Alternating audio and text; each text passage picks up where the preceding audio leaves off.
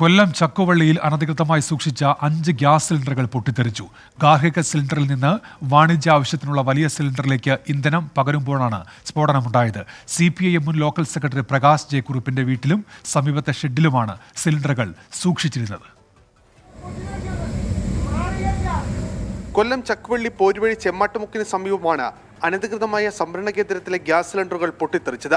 CPIM മുൻ local സെക്രട്ടറിയുടെ ഉടമസ്ഥതയിൽ പ്രവർത്തിച്ചു വന്ന ഗ്യാസ് സംഭരണശാലയിലാണ് ഇന്നുച്ചയ്ക്ക് 12:45 ഉഗ്ര സ്ഫോടനം ഉണ്ടായത്.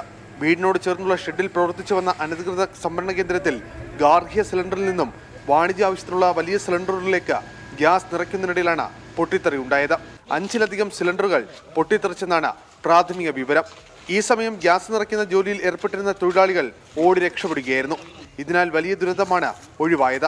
200ഓളം നിറ സിലിണ്ടറുകളാണ് ഇവിടെ ഉണ്ടായിരുന്നതെന്നും ഫയർഫോഴ്സ് ഉദ്യോഗസ്ഥർ വ്യക്തമാക്കി. CPIM മുൻ ലോക്കൽ സെക്രട്ടറി പ്രകാശ് ജെ കുറുപ്പിന്റെ ഉടമസ്ഥയിലുള്ളതാണ് അനധികൃതമായ സംഭരണ കേന്ദ്രം.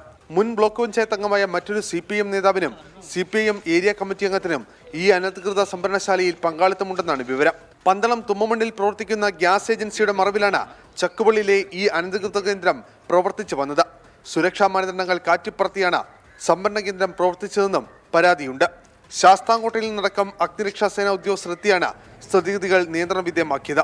സംഭവം നടന്ന മണിക്കൂറുകൾ കഴിഞ്ഞിട്ടും ഉടമസ്ഥർക്കെതിരെ പോലീസ് കേസെടുത്തിരുന്നില്ല. സംഭവം വാർത്തയായതിനു പിന്നാലെയാണ് ശൂരനാട് പോലീസ് സംഭവത്തിൽ കേസെടുത്തത്.